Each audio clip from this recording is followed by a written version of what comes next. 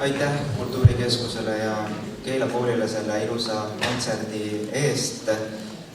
Meie liigume nüüd veel pidulikuma osa juurde ja asume õnnitlema tänaseid kultuuripreemia laureaate.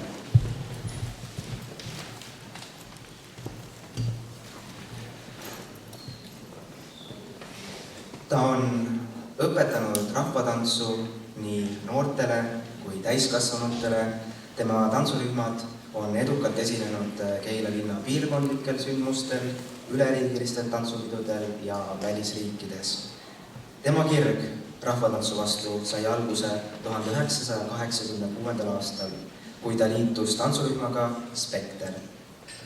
Rahvatantsurühmade juhendamisega alustas ta 1996 Maineri koolis ja hiljem asus juba Keila algkooli õpilastele rahvatantsu õpetama. 2008. aastal võttis ta Vilve Ningilt üle segarühma Villerkaar juhendamise. Tänaseks on sellest välja kasvanud särav ja kokkuhoidev segarühm, kes on väga edukas ja kus tantsivad noored vanuses 17–34 aastat. Villerkaarest on aastate jooksul läbi käinud paljud tantsijad, kuid on ka neid, kes tantsivad rühma loomise algusest saadik. On neid, kelle elu on vahepeal neid eemale viinud, kuid kes ikka on leidnud tee tagasi. Kindlasti mängib siin suurt rolli entusiastlik juhendaja, kes pakub väljakutseid nii tantsutrennides või väljaspool trennisaali, valides õpetamiseks mitmekülgset repertuaari ja põnevaid esinemise võimalusi. 2014. aastast juhendab ta Keila linna esinduskollektiivi Keikal. Segarühmale Keikal on omistatud kõrgeim tantsukategooria. Tema juhendatavad rühmad on osalenud maakondlikel, noorte ja üldtantsupidudel. Esinetud on mitmetes Keila sõpruslinnades ning Eestit on esindatud ka festivalidel Soomes, Lätis, Suurbritannias, Ungaris, Itaalias, Bulgaarias ja Makedoonias. Nii Villerkaar, Keikal kui koolinoorte tantsurühm on osalenud Euroopa suurimal folkloorifestivalil Europeed. Oma võimeid on proovile pandud ka erinevatel võistlutantsimistel. 2013. aastal saavutas tema juhendatav kooliõpilaste tantsurühm Anna Raudkatsi nimelise võistlutantsimisel parima põhikoolirühma ja parima juhendaja auhinna. 2016. aastal toimunud konkursil oli taas parim põhikoolirühm.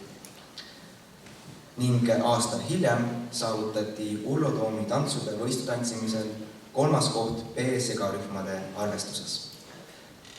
2016. aasta. Siis lõi ta esimese autoritantsu Sadama tuled, mis võitis Eesti Rahvatantsu ja Rahvamuusika Seltsi uute tantsude konkursil eripreemia. Möödunud aastal Keilas toimunud Harjumaa põlvkondade peol oli ta liigijuht ja pälvis selle eest Eesti Kultuurkapitali Harjumaa ekspertgrupi aastapreemia.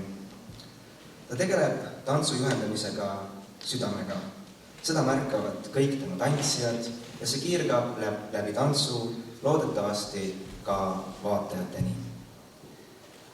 Keila linna 2018. aasta kultuuripreemia rahvakultuuripärandi hoidmise ja levitamise eest läbi rahvatantsu on pälvinud proua Aire Tunnus.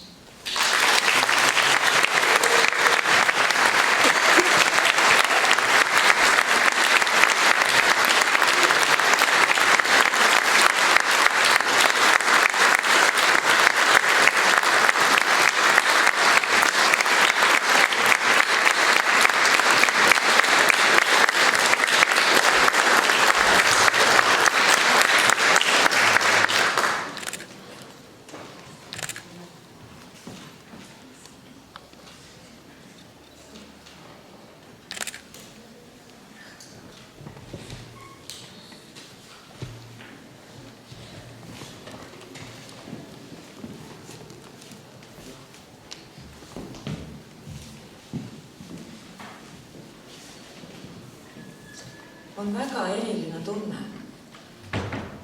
seista siin täna Eesti Vabariigi 100. sünnipäeva aktusel, hoida käes ja oma südames seda tunnustust. Ma tahaksin väga tänada oma tantsijaid, kellega ma olen käinud nii lühemaid kui pikemaid radu, aga ilma teieta ma ei seisaks täna siin. Ma tahan tänada ka oma peret, sest paraku tuleb ette olukordi, kus nad peavad õhtul leppima külmkapiga, sest ema on läinud jälle tantsutrenni või mõnele seminarile või infopäevale. Ma tahan tänada ka oma häid kolleege ja oma sõpru, sest kunagi ei ole ülearu kellegi toetav pilk, kellegi hea sõna. Aitäh teile ka. Ja ma arvan, et see tänane tunnustus ei ole ainult mitte minu oma, vaid see tunnustus kuulub Keila rahvakultuurile.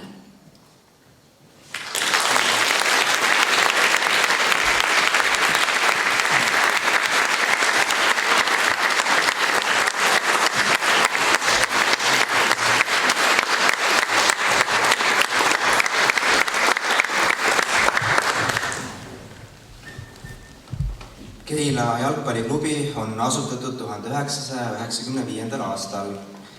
Tema juhitav spordiklubi soovib saada tugevaima kandepinnaga spordiklubiks ja häälekandjaks Lääne-Harjumaal. Klubi tegevuse eesmärgiks on kasvatada korralikke kodanikke, kellel on terved ja sportlikud eluviisid. Mitmed noormängijad on klubist tuuletiibadesse saanud ja siirdunud sportlasteed jätkama suurematesse Eesti klubidesse. Enamus on jõudnud ka Eesti meistriliiga ja noortekoondise valikutesse. Näiteks Priidu Ahven, Kaspar Kaldoja, Mart Matis Niinepuu, Henri Rohtla, vennad Leokini, Pavel Maarin, Raian Kaldoja, Markus Seklik ja paljud teised. Alates 2004. aastast kuni tänaseni korraldatakse tema eestvedamisel sisejalgpalliturniiri Keila Cup. Igal turniiril osaleb 10 võistkonda üle kogu Eesti. 2005. aastal asus ta aktiivselt töötama selle nimel, et parandada jalgpallitreening ja võistlustingimusi Keila linnas. Selleks ajaks oli Männiku staadioni seisukord muutunud sedavõrd halvaks, et Eesti Jalgpalliliit ei lubanud seal enam võistlusi pidada. Terviseradadele rajatud jalgpallikeskuse sünnil oli tema panus märkimisväärne. Kogu planeerimise, projekteerimise ja ehituse ajal oli ta konsultandiks ja asjaajaks erinevate asutuste vahel. Tema eestvedamisel on seda piirkonda ka pidevalt edasi arendatud. Tribüünid pealtvaatajatele, klubihoone, riietus- ja pesuruumid, isegi saun ja nii edasi. Keila jalgpalliklubi areng on olnud tulemuslikas ja kulgenud tõusvas joones. 2018. aastaks on esindusmeeskond jõudnud Eesti meistrivõistluste esiliigasse. Keila linna 2018. aasta kultuuripreemia on Keila jalgpallikogukonna kasvatamise eest pälvinud härra Targo Kaldoja.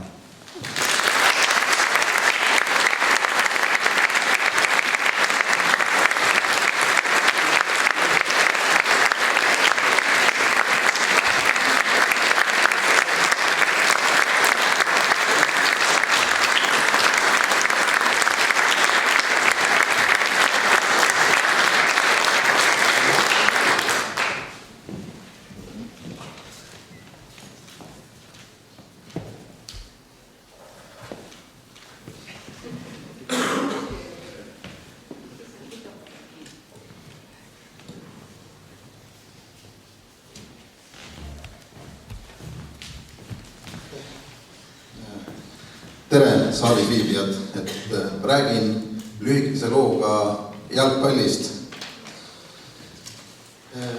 Kõigepealt suured tänud tunnustuse eest, lugupeetud linnapea ja linnavolikogu, linnavalitsuse liikmed ja lugupeetud saalis viibijad. On suur au ja tunnustus vastu võtta Keila linna kultuuripreemia tehtud töö eest aastakümnete jooksul. Ükski hea asi ega tegu ei sünni ega saa toimida üksi, seda ka meie jalgpalliklubi Keila JK. Jalgpall on spordi kuningas, jalgpall on elumudel, võitlus. Selliste motodega varustas väikeseid vutimehi kogu järgnevaks eluks Erik Kuusk. Mees, kes Harju jalgpallikooli nime all treenis Keilas jalgpalliüliõpilasi poisse. Aasta oli siis 1977. Suur tänu sulle, Erik, puhka rahus. Kui ma 90. keskel uuesti jalgpalli juurde sattusin, olin ma vahepeal pidanud mitmeaastase pausi seoses raske sporditraumaga, mille ma sain jalgpalli mängides loomulikult. Mängisin oma lõpuks korvpalli toonases Keila gümnaasiumi spordisaalis, kui Keila JK asutajaliikmed Ott Taumer, Raivo Link ja Alar Eller mind jalgpalli juurde tagasi kutsusid, öeldes, mis sa seda kossu patsutad ise jalkamees. Mina vastu, et kui mu sõber Aivar Riisla ka mängima hakkab, siis tulen. Ja nii minu teekond Keila JK-s algas. Ühel hetkel 90. aastate lõpus avastasin ennast klubis liidrirollis, sest toonane peamine vedur Alar Eller oli tagasi tõmbunud. Tagantjärele huumoriga mõeldes võib öelda, et tark ei torma, aga siin ma olen ja teie ees seisan. Võta nüüd kinni, oli see ikka tark tegu. Meie klubi esimene noorterühm loodi 95. aastal nagu ka klubi ja koosnes 1986 ja 87 sündinud poistest. Järgmine 1988 sünniaasta jäi vahele, kuid alates poiste sünniaastast 1989 on klubi järjepidevalt igal aastal uusi rühme ja liikmeid juurde võtnud. Klubi asutajaliige Ott Taumer on tänaseni noortetreener ja juhatuse liige, seda juba 23 aastat jutti. Väikesest klubist, mis sai alguse sõprade ühistegevusest ja kooskäimisest, on saanud suurim jalgpalliklubi Lääne-Harjumaal. Seda just tänu sellele, et asutajad sõbrad, kes seda koos vedama hakkasid, hoiavad siiani kokku ja lähtuvad kogukonnast, mitte isiklikest ambitsioonidest, mis tihtilugu inimesed omavahel riidu ajab.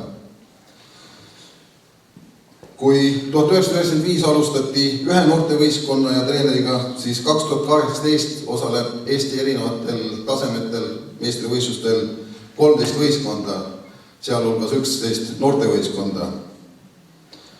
Klubi palgal on 16 treenerit ja seda juhatus töötab vabatahtlikkuse alusel.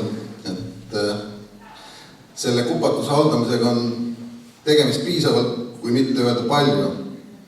Siiani oleme hakkama saanud. Eestlased on ju jonnakad, kangekaelsed, alalhoidlikud ja töökad. Lõpetuseks sooviks siiski tänada eelkõige oma perekonda, kes on aktsepteerinud ja toetanud minu tegevusi Keila jalgpalliklubi juures. Soovin tänada ka meie toetajaid, alustades Keila linnast, tänu kellele on loodud korralik jalgpallitreeningbaas. Ja loodame, et Keila linn, kes peab ennast spordilinnaks, leiab ka tulevikus jõudu ja jaksu toetada erinevaid spordivaldkondasid. Ja loomulikult suur tänu ka kõikidele teistele toetajatele. Ütlen ühe ladinakeelse lause, mis on meie klubi salli peal, ludus vita est, ehk mäng on elu. Õnnitlen kõiki saalviibijaist Eesti Vabariigi 100. juubeli puhul. Aitäh!